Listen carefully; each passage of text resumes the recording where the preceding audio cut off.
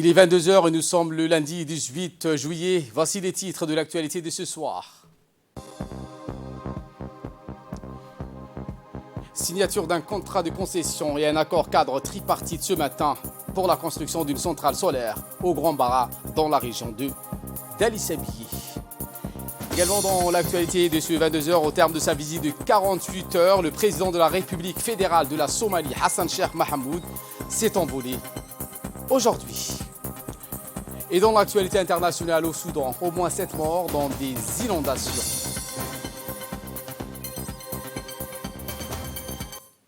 Voilà pour les titres. Merci si vous nous rejoignez sur Télé Djibouti. Au terme de sa visite de travail de 48 heures, le président de la République fédérale de la Somalie, M. Hassan Sheikh Mohamud, a quitté la capitale ce matin.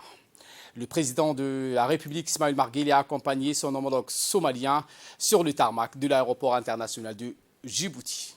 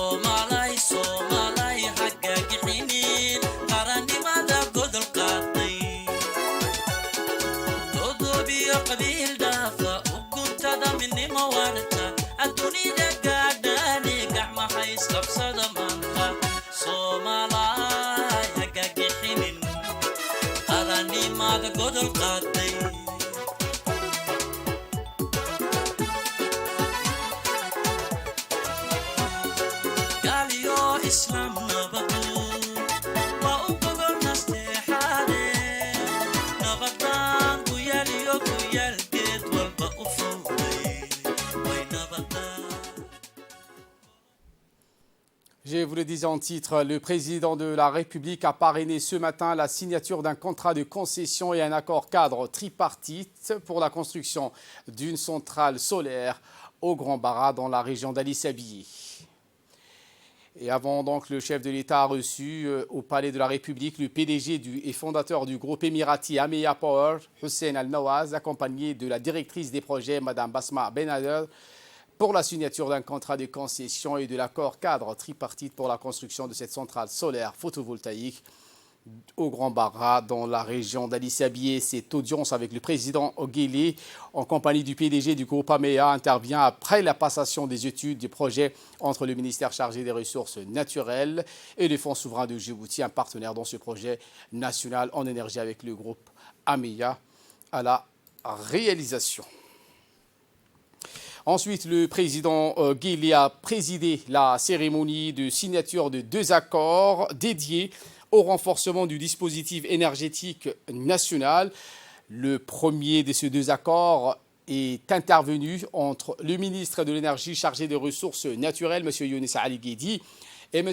Hussein Al-Nawaz, président de la société émirati Amea Power, spécialisée dans la conception, la réalisation et l'exploitation d'édifices énergétiques. Cet accord fonde entre les deux parties un partenariat dédié à la mise sur pied d'une centrale électrique solaire dans la localité djiboutienne du Grand Bara.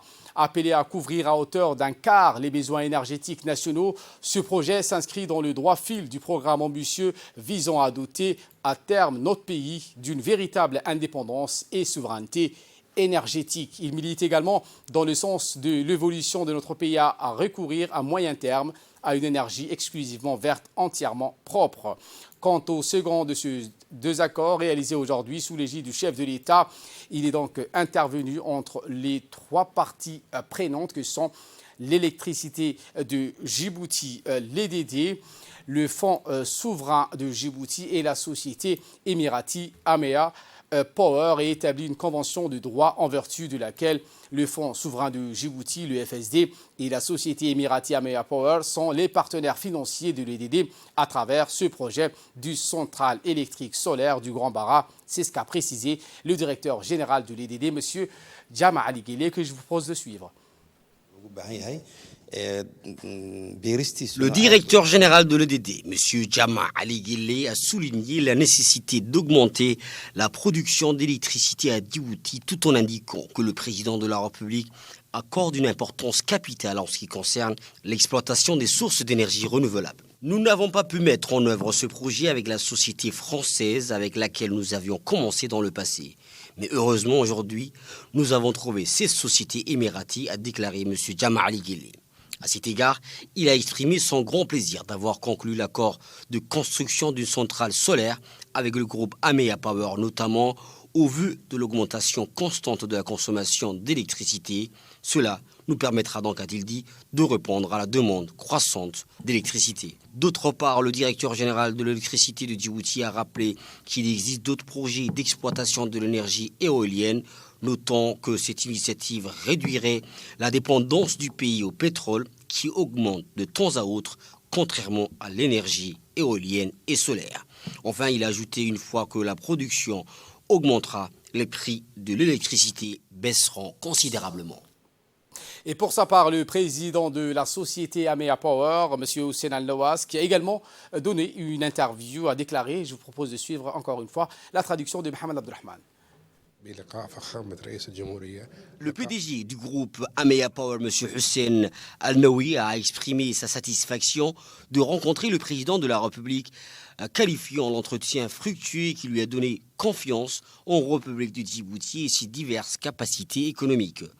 Parlant de la compétence de son entreprise, M. Hussein a souligné qu'il investit dans les énergies propres et les énergies renouvelables dans la région du Moyen-Orient et de l'Afrique. Nous avons une présence de premier plan dans plus de 15 pays africains où nous mettons en œuvre des projets d'énergie éolienne et solaire, a déclaré le PDG du groupe Amea Power. Il a également indiqué dans cette interview accordée à la chaîne nationale que le monde s'oriente aujourd'hui vers l'exploitation des sources d'énergie propres et d'énergie renouvelable et s'éloigne par la même occasion de la pollution de l'environnement. Par conséquent, notre confiance dans les énergies renouvelables nous a encouragés à investir dans ce secteur vital et nous sommes fiers d'être le premier investisseur dans l'énergie solaire à Grand Bara, à Djibouti, a affirmé le PDG du groupe Amea Power, M. Hussein Al-Nawi. Et sans transition sur ce sujet de l'accord tripartite, le directeur général du Fonds souverain, M. Slim Feriani, s'est réjoui de cet accord tripartite. Voici ses propos.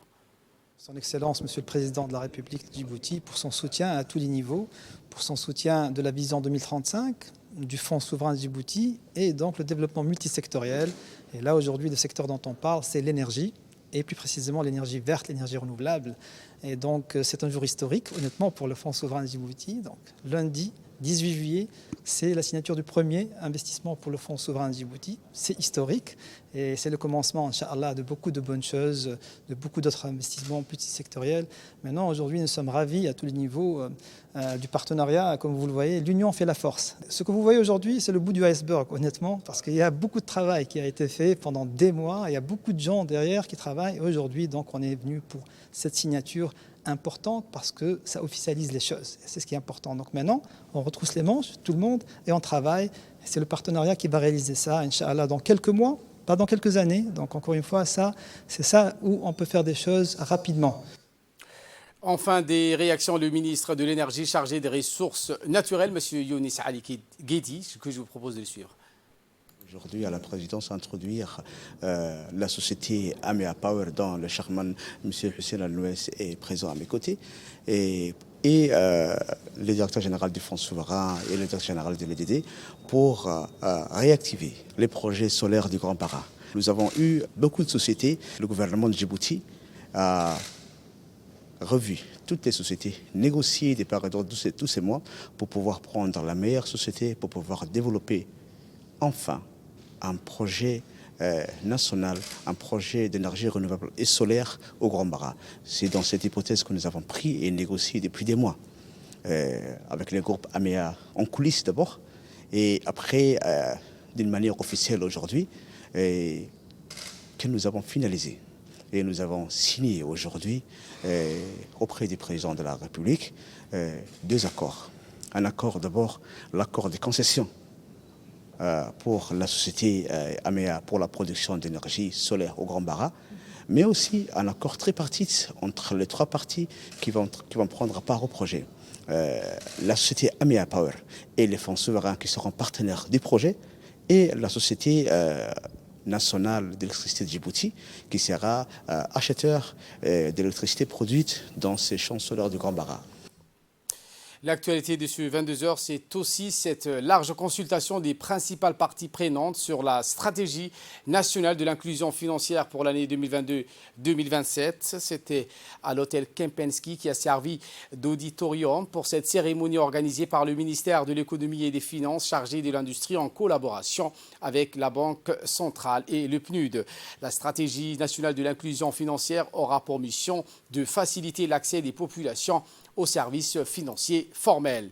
En effet, il s'agit surtout d'améliorer l'accès au financement aux jeunes, aux femmes, à la population rurale, aux promoteurs des petites et moyennes entreprises, notamment à travers un élargissement de la gamme des produits financiers et leur adaptation aux attentes de la population djiboutienne. Par ailleurs, la stratégie nationale de l'inclusion financière aura pour effet le renforcement des capacités des acteurs du système financier à la consolidation de la viabilité des systèmes financiers décentralisés et le développement plus accru des services financiers numériques. Il convient de souligner que cette stratégie nationale de l'inclusion financière est l'occasion de joindre les efforts des parties prenantes vers une vision commune, celle qui vise à développer un secteur financier inclusif, offrant des services et des produits de qualité conçus pour répondre aux besoins d'un large éventail de clients, des segments marginalisés aux plus sophistiqués, contribuant à un développement économique plus équitable. Le gouverneur de la Banque centrale qui a donc pris la parole lors de cette cérémonie a précisé dans son allocution et a déclaré qu'afin de mettre en place toutes les mesures nécessaires, la Banque centrale s'est attelée à mettre tout en œuvre. Voici les propos de M. Ahmed Ousmane. Important d'efficacité économique et d'équité sociale. Et tout le monde s'accorde sur la nécessité d'adopter par les pouvoirs publics des politiques et des stratégies nationales idoines pour surmonter les facteurs d'exclusion et offrir aux populations, individus, entreprises, un environnement financièrement inclusif. Elle intervient aussi dans la vision et l'ambition du chef de l'État, M. Ismaïl Omar Guelleh, de transformer Djibouti en une large plateforme financière internationale qui est traduite en politique officielle du gouvernement de notre pays. Dans ce cadre et cette perspective, c'est tout naturellement que la Banque centrale de Djibouti s'est très tôt attelée à mettre tout en œuvre pour promouvoir le développement du secteur financier, de sorte à bâtir un secteur dynamique, performant, fiable et inclusif, afin que ce dernier puisse contribuer pleinement à l'expansion socio-économique de notre pays. Ainsi donc, sur la base d'évaluations et d'analyses approfondies du secteur financier, d'importantes réformes ont été lancées et sont menées de façon continue en fonction des besoins du secteur. Il s'agit dans un premier temps d'ouvrir le marché, développer et diversifier l'offre de produits et services financiers à travers la première série de réformes des textes réglementaires engagés dans les années 2000. D'ailleurs, la réforme majeure introduite en 2005 concernant l'abrogation de l'exigence d'un actionnaire de référence, banque de premier rang international, à hauteur de 30% du capital de l'époque, a permis l'ouverture du marché bancaire et pour la première fois l'arrivée de banques à capitaux régionaux à Djibouti. Suite aux réformes engagées, le secteur financier a connu donc un essor sans précédent et s'est profondément métamorphosé en s'intensifiant par le nombre d'opérateurs et d'activités financières. Prenons la parole également. Le ministre de l'Énergie et des Finances chargé de l'Industrie, M. Ilyas Moussa Daoualé, a précisé que le développement de la stratégie nationale pour l'inclusion financière est la première étape de la voie de l'inclusion financière et sa mise en œuvre. Cette stratégie exige, selon lui, un plus grand niveau de collaboration entre les parties prenantes. Voici ses propos. Ça a été dit par le gouverneur, un taux de bancarisation 35%. Quand il y a 100 millions de dépôts dans nos banques, seulement 35% sont réinjectés dans l'économie. On sait par ailleurs que ces dépôts, par moment, partent également à l'extérieur pour financer d'autres économies que djiboutiennes. C'est un chiffre qui interpelle tout le monde. Je ne suis pas en train ici de jeter des pierres sur les banques de la place. C'est un sujet que nous débattons souvent. Mais c'est une réalité. Et cette réalité, il va falloir la changer dans nos réformes à venir. La changer, ça veut dire aussi changer nos politiques publiques à Djibouti, y compris à améliorer notre gouvernance dans beaucoup de secteurs, et à commencer par le secteur de la justice, parce que souvent, c'est un des éléments qui est considéré comme facteur limitant de cette transformation à un taux beaucoup plus élevé. Il faut changer également nos politiques publiques en termes d'organisation et de développement de nos PME, de nos entreprises, de nos compatriotes. Cela suppose également, entre autres, de mieux organiser, d'accompagner et de s'assurer que nos entreprises, nos entrepreneurs développent également cette capacité à présenter des projets bancables. C'est un maillon faible, un facteur limitant également. On a besoin également d'améliorer nos politiques publiques sur le plan macro pour garantir pour donner cette assurance à ces banques pour qu'elles transforment. Nous avons besoin également d'améliorer certains éléments qui sont essentiels. En l'occurrence, la production des données. Et c'est ce qui manque également. Ça engage en ce moment, personnellement et collectivement avec les ministères de l'économie et des finances, et en particulier dans la réforme des statistiques que nous sommes en train de mener. Donc, 35% de taux de transformation. Un taux de bancarisation, ça a été dit par le gouverneur également, environ 35%, bon an, mal an. Quand nous désagrégeons ces chiffres, nous arrivons à un taux de bancarisation de l'ordre de, grossièrement, 70%, je disais, de la population. Mais parmi cette population, la population la plus affectée, c'est les femmes, dont 79% ne sont pas bancarisées, en d'autres termes, sont exclues du système financier à Djibouti. On a également la jeunesse qui est exclue de ce processus. Et quand je prends les chiffres de cette jeunesse, entre 20 et 34 années, nous estimons seulement 15% sont bancarisés. Quand nous voyons ici un problème, des défauts, des lacunes, je vois de l'autre côté aussi des opportunités. À présent, je vous propose de suivre les réactions de la directrice générale de D-Money, Mme Hiba Mahmoud, et le directeur général du CPEC. D'assister aujourd'hui au lancement de la stratégie nationale de l'inclusion financière en tant que participante et en tant que panéliste. Le plan d'action très ambitieux est vraiment très intéressant et je suis ravie d'apporter la contribution de D-Money dans cette stratégie. D-Money qui est un produit national et qui a cette responsabilité auprès de concitoyens d'apporter ces finances de proximité.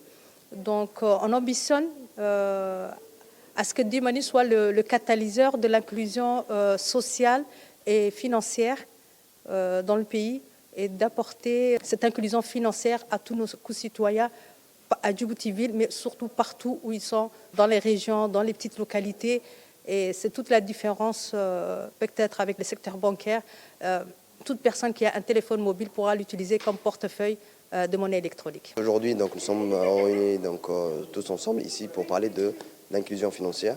Donc c'est une stratégie qui est le ministère de l'économie et de la finance pilote en collaboration avec le PNUD pour faciliter cette inclusion financière donc à Djibouti. L'inclusion financière passe par la bancarisation de tous, donc c'est-à-dire l'ouverture de compte pour que les personnes puissent d'abord épargner. Ensuite, en épargnant, ces personnes pourront demain avoir des possibilités d'avoir accès à des crédits. Donc il est important que l'inclusion financière soit généralisée à Djibouti-Ville comme dans les régions. C'est pourquoi donc, cette stratégie tombe en point nommé pour que cette inclusion soit la plus inclusive et faciliter cette intégration de tous à cette bancarisation de tous les Djiboutiens. Santé à présent dans le cadre de l'amélioration de la qualité des prises en charge néonatales et le renforcement des compétences ressources humaines. Un atelier de formation sur la réanimation en néonatologie s'est déroulé à la salle de réunion de l'hôpital Dar al-Hannan. En collaboration avec la base américaine Conlimoni, la formation a été dispensée par une équipe infirmière militaire américaine et consistait sur les premiers gestes en réanimation néonatale, aussi bien chez les nouveau-nés, ainsi la maman et le sepsis. Cette formation essentiellement pratique et un partage d'expériences et de compétences entre les infirmiers de l'hôpital Dar al-Hannan et leurs pairs américains s'étalera sur plusieurs semaines au sein de cet hôpital de référence de la mère et de l'enfant. Les majors du service de néonatologie, c'est en collaboration avec les infirmiers militaires du camp Lemonnier. Ça concerne surtout la réanimation néonatale, c'est-à-dire les nouveau-nés qui sont nés, qui ont des problèmes, d'asphyxie, qui ont des problèmes de respiration, comment faire les premiers gestes, comment faire réanimer un bébé qui ne respire pas, comment faire un bébé qui n'a pas un battement cardiaque, comment faire le massage cardiaque, ainsi de suite. Donc c'est un partage d'expérience entre les infirmiers américains et nos infirmiers djiboutiens. Et je souhaite que ça va augmenter de valeur, augmenter de mesures et que ça va concerner tous les infirmiers de Dar al-Hannan. Deuxième point, nous avons aussi insisté sur la réanimation de la maman. La maman, c'est une maman qui rentre en état de choc, comment prendre en charge les premiers gestes. Faire aussi un massage cardiaque pour une maman qui fait un état de choc au sein du service de néonatologie.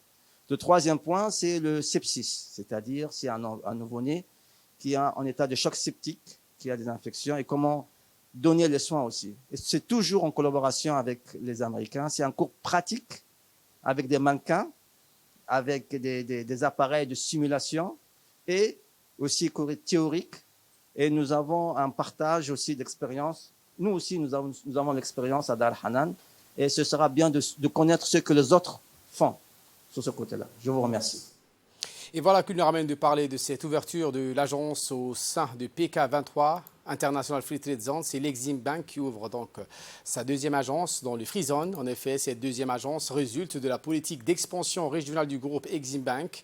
Cette banque, l'Exim Bank, se positionne aujourd'hui comme un acteur clé de l'intégration régionale dans la partie orientale en Afrique grâce à ses filiales en Ouganda, aux Comores et en Éthiopie. Pour cela, la banque offre des produits pour séduire sa clientèle. On peut citer un service d'international banking vous permettant de transférer et de recevoir des fonds en 24 heures, des guichets ouverts de 8h à 17h sans interruption de dimanche à jeudi avec un service de permanence de demi-journée le samedi. Bref, en dehors de ces offres financières, Exim Bank en tant qu'entreprise participe au développement du pays à travers la création d'emplois pour le jeune, c'est ce qu'a précisé son directeur général.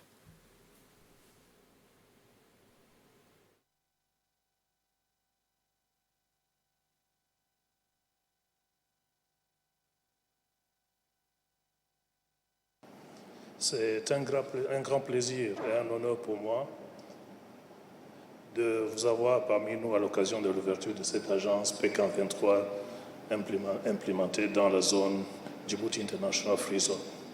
Cette agence est notre deuxième agence dans la Free Zone. Il vous souviendra qu'en 2014, nous avions ouvert la première agence dans la Free Zone de Dry Port. En effet, fort de sa présence en Tanzanie, où elle a commencé ses activités, Exim Bank se positionne aujourd'hui comme un acteur de l'intégration régionale dans la partie de la Corne d'Afrique et la partie orientale. Grâce à ses filiales en Ouganda, aux Comores et un bureau de représentation en Éthiopie, nous sommes convaincus du rôle majeur que jouera dans un proche avenir le Djibouti International Free Trade Zone. L'actualité de ce 22h, c'est aussi cette opération de recherche et de sauvetage effectuée par la garde djiboutienne, la garde côte djiboutienne. C'était hier. La mer était agitée, le vent de Khamsin d'une embarcation commerciale transportant 15 touristes. 14 Espagnols et un Djiboutien survenus vers 10h du matin dans la zone du mouillage du port de Djibouti en direction des îles Moucha et Mascali. Un important dispositif de 4 patrouilleurs interviennent rapidement et a été déployé en mer pour porter assistance aux naufragés. L'opération s'est déroulée dans des conditions difficiles car le vent du Khamsin soufflait très fortement, rendant la mer extrêmement agité. Heureusement, mis à part quelques blessures légères dues au choc du naufrage dont ont souffert quelques passagers, aucun blessé grave n'est à déplorer et les naufragés ont tous pu être secourus et ramenés sains et saufs sur la terre ferme. Les touristes rescapés ont été conduits au port de pêche où ils ont pu bénéficier d'une assistance médicale, des premiers soins prodigués par les docteurs et infirmiers du centre médical de la Garde-Côte. Je vous emmène dans les régions de l'intérieur, notamment la ville de l'Unité à Dikil, où le GDT, c'est parti pour les régions. Après Djibouti-Ville, c'était au tour des régions de l'intérieur de participer à la fête estivale. L'honneur revenait en premier à la région de l'Unité Dikil, qui lance ses activités sportives, ludiques et surtout traditionnelle. Sous l'égide du secrétariat d'État chargé des sports, la sous-direction régionale a organisé une myriade d'activités dans les chefs-lieux et les localités. Il s'agissait entre autres du foot, des arts martiaux, de la pétanque et surtout la lutte traditionnelle autrement, donc Afar Kokso ou Guis. Les compétitions se sont déroulées dans la parfaite harmonie à la grande satisfaction des organisateurs. L'événement a eu lieu en présence du président du conseil régional de la ville de l'Unité, M. Mahad Hussein Di Drogba, du directeur de la région par intérim Youssouf Abdallah, le coordinateur des sports Ahmed Ali, du sous-directeur des sports de Dikil, Jama Hersi, des cadres de la direction des sports expérimentés comme Ousmane Guélé, ainsi que plusieurs autres personnalités du monde sport de la région. Par ces activités, le secrétariat d'État chargé des sports entend préserver et promouvoir cette richesse. Le SES soutient les associations organisatrices des manifestations intégrant la pratique des jeux sportifs traditionnels. Le sport a lancé le lancement des Jeux d'été. Donc, ces Jeux d'été, la nouveauté aussi, c'est non seulement du sport, mais aussi des loisirs, tels que le pétanque, mais il y a aussi le basket. il y a aussi les taekwondo, Dakaturi, Kafu, sans oublier le football. Donc les jeunes de la ville de Dekil ont apprécié ces multiples jeux, de participer à ces multiples jeux.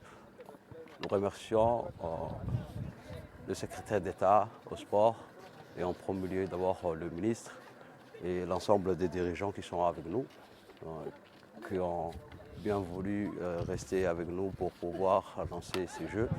Donc j'espère que les jeunes vont s'épanouir. Nécrologie pour clore l'actualité nationale. Nous avons appris avec donc stupéfaction et beaucoup de douleur le décès de Feu Nim'a Hamoud Ahmad, âgé de 75 ans, survenu ce jeudi 14 juillet après une longue maladie. Feu Nim'a Hamoud, résidente à la cité Rodan, était l'épouse de l'ancien député à l'Assemblée nationale et ancien cadre du chemin de fer djibouto-éthiopien, Elmi Af'assé. Diriée, elle laisse derrière elle 7 enfants et 24 petits-enfants. Nous adressons donc nos sincères condoléances à la famille, amis et proches de la défunte. Que le Tout-Puissant l'accueille dans son paradis éternel. Inna lillahi wa inna ilayhi raji'un. En nouvelles du monde cette fois, je vous le disais en titre, au moins 7 morts dans des inondations au Soudan. Des pluies torrentielles dans la région de Darfour au Soudan ont causé la mort d'au moins 7 personnes. Ces inondations ont aussi causé des dégâts matériels. Selon une ONG qui opère sur place, au moins 100 maisons se sont effondrées ou ont été partiellement endommagées dans les camps de déplacés. Selon l'ONU, depuis le début de la saison des pluies qui durent de juin à septembre, plus de 6000 personnes auraient été affectées par ces inondations, principalement dans le sud de ce pays. Voilà pour l'essentiel de ce 22h. Merci de votre fidélité. Restez avec nous. Le programme continue sur Télé Djibouti.